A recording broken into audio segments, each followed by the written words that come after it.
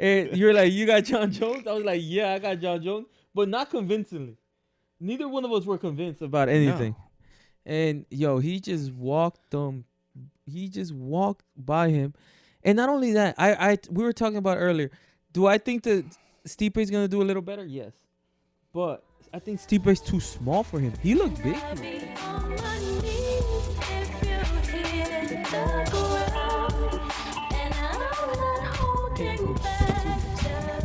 And welcome back to the Rec Crew. We got another recap here. Matthew's back. What it do? All right, and we're recapping a great night of UFC. And we're the only two. We're the only two professional ones here. So professional, I forgot to pull up the card. But UFC 284 just finished with Jon Jones defeating Ciryl Gane in quite easily, right? Unfortunately, surprisingly easily. You had Ciryl Gane, right? I would have bet the house. It was like it looked easy. Unfortunately, it was quite disappointing. It was, and I actually want Jon Jones to win. To be fair, but I'm a legacy guy. I wanted Volkanovski to win. However, I just did not see it actually happening. Where I was right last pay-per-view, but this pay-per-view, I was quite unbelievably wrong in that fight next week is crazy. Valishvili, yeah, and fucking Jan. Hell yeah, that's a fucking fight, bro. Anyways, but yeah, we're gonna recap the entire night. We were here all night working because we're very professionals. But of course we gotta watch the UFC fight. So Bo Nickel defeated Jamie Pickett. Bo Nickel monster. That was a mauling. It was a mauling.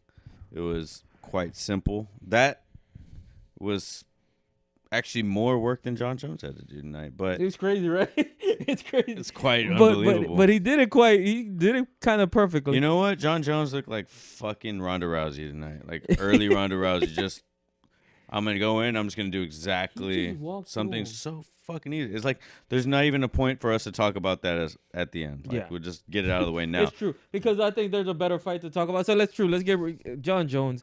It was just a mauling. We've already talked about it longer than the fight was. Yes. He walked through him. I expected more from Ciryl Gane. Like, when you walked in, you're like, hey, you got Jones? And you're like, you got Jon Jones? I was like, yeah, I got Jon Jones. But not convincingly. Neither one of us were convinced about anything. No. And, yo, he just walked them. He just walked by him. And not only that, we were talking about earlier. Do I think that Stipe is going to do a little better? Yes. But I think Stipe is too small for him. He looked big here. He looked like he belonged there. He looked like a heavyweight. I mean, he's always kind of had that stature. It's just him filling out and, being able to essentially grapple with the guys that big and to, take a hit from the guys that big, which I imagine he's been doing for years. However, the grappling part of it, I think, is the big separation, and putting on that weight and lifting that weight and, feeling guys that size for years now, because I'm sure, he's been preparing for heavyweight for a long time. It showed tonight, but, I think, when Gane got the first strikes on him, look, it's fucking David Goggins, my motherfucking man. When Gane took those first hits from him, I think he realized this is a heavyweight. This is not what I thought I was dealing with. And, the respect was immediate. He was able to back up Gane. And he studied him perfectly because, Gane, you would think that his impact as a heavyweight to a career lightweight would hurt a little bit more. It was just like he walked through him. He knows that Gane never throws hard, really, until he's kind of hit you, popped you, and then he goes for the kill. So he just walked through him knowing that nothing hard was going to come. I don't think that's even what it was. I think he just went in there saying that I'm going to dominate, talking about David Goggins earlier, just having, those people at the right time, right before your fight, understanding that you're going in here to dominate. I'm going in here to dominate.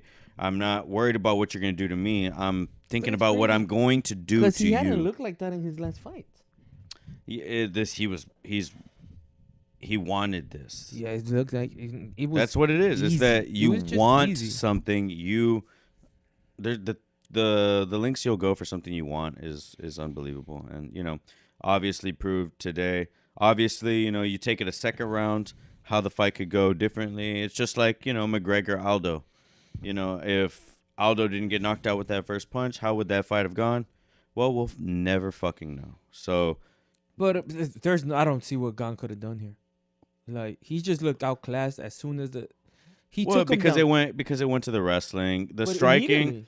We didn't get to see the striking. I think Gane would have edged the striking. However, at the beginning, Jon Jones was edging the striking, which is why he backed him up and was able to get the grappling exchange started. And that was no factor. Yeah. No factor. It was immediately. There's not much to talk about this fight. What's next for Ciryl Gane? Number 3 guy. Who's number 3? Number 2, number 3. I don't He know, whoever it is. he beat Tai Tuivasa, so they're not gonna do that. The guy from Who just beat Derek Lewis. That might be number some 7 Russian guy. or something like that. UFC heavyweight division rankings. Let me see. All right, athletes rankings. Because he can't fight Jon Jones. He just got butt fucked. He can never fight Jon Jones again. Well, he'll fight Jon Jones again because if he just all he has to do is beat some people. But right now, I mean, Jon Jones might retire before Ciryl Gane fights him again. Because I mean, people become champions for a reason, and they retire as champions for a reason. And Jon Jones might be that guy. You know what I'm saying? He's not unintelligent in how he. Curtis Blades, Sergey Pavlovich. Sounds more like a win. I think this is the guy, but he's hurt, right? Tom Aspinall. He's hurt.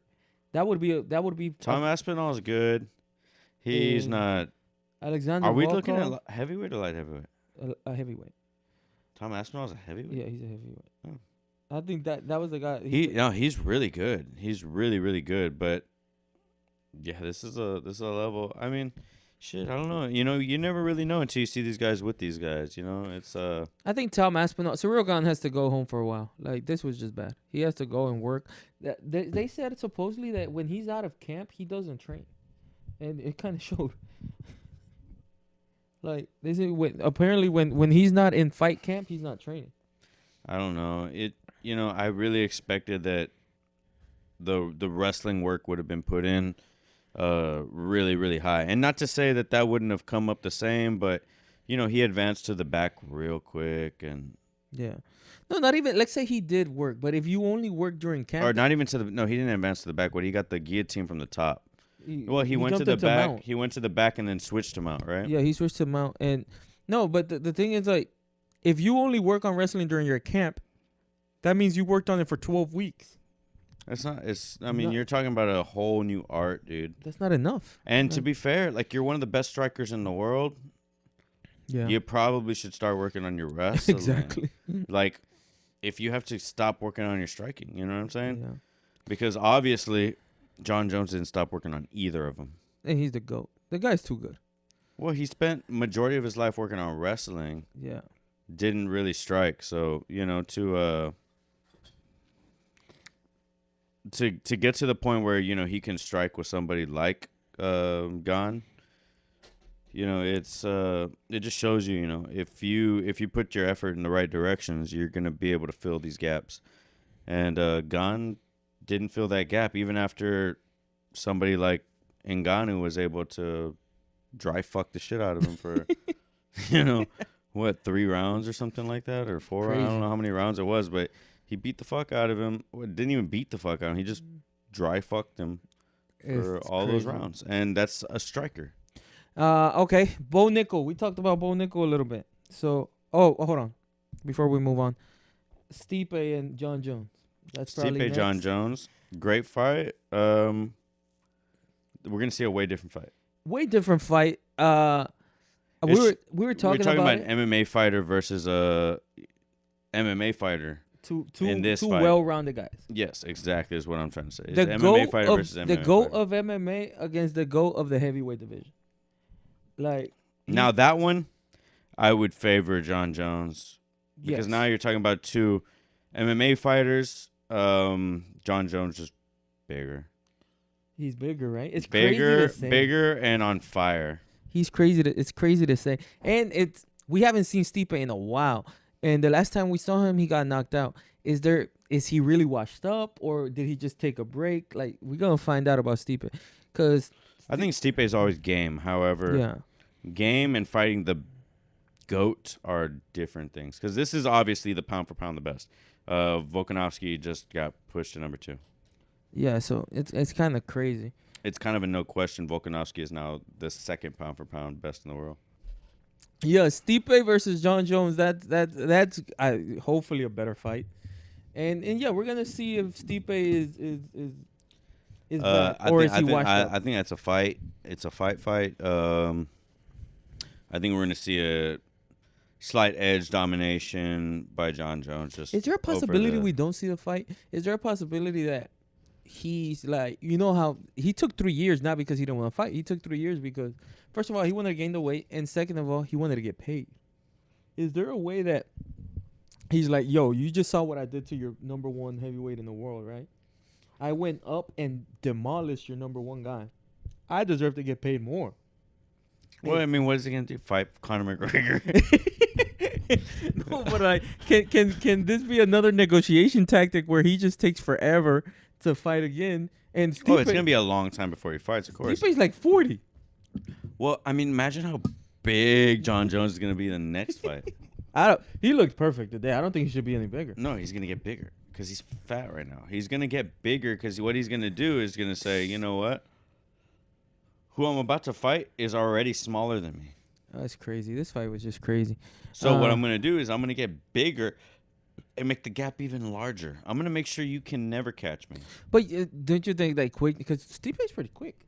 A good wrestler, good stand up. Like, he's very well rounded. Like, we just saw fucking Jon Jones gain 50 pounds. I mean, realistically, he gained at least 35 pounds. You know what I'm saying? Yeah. Like, if he weighed in at, say 45, 48, something like that. 48, I think. And he had to probably drop to 205 before. Yeah. From like what, 215? Probably? No, he had to be around 240, died down to 220, cut to 205, around there. Well, he's way bigger now, so how could he be only 10 pounds I just think he bigger? didn't cut that much weight this time. I think it's not that he gained that much, but like, he put it on the right way and then didn't cut it. Nah, he's way bigger. Because I think Stipe does the same. He just doesn't cut. DC. Well, the thing is, like, Jon Jones actually doesn't look like he did steroids. Like, he's not that much bigger, but he is fuller. Yeah. His arms are bigger. His legs are bigger. Yeah, he looks natural. He's definitely probably almost twice as strong. Like, look at his traps. Like, his traps are fucking... Yeah, you could tell that he didn't go through, like, a diet camp. You know what I mean? Like that. Nah, he definitely was on diet, but they were bulking him. No, but what I mean to cut weight. No, he was on a bulking diet. He definitely didn't cut weight. There was no worry about him hitting 265. Because he was not going to hit 265. So, and they're like, if you hit 265, great. Like, awesome. Oh, no, he wasn't going to hit that. Yeah, they were like, it's probably physically impossible for him I just think it was more of a let's not cut that much weight thing. Put it on the right way. No, you're not cutting any weight. Cut any, like. There's no weight cutting don't cut, in this. That's what I mean. About that. Let's just get as good as possible. Exactly. And put it on the right all way. the emphasis was on just being as good as you can be at fighting. Yeah. So that's great. You know, you got to focus on the key components of fighting. All right. So, hey, thank you. We're growing. Please keep subscribing. Please keep liking. Please keep commenting. It don't matter. You can attack us. You can say anything you want as long as you engage. Thank you very much. Attack that guy. See you next time. Show me love. Peace. We're the single ladies.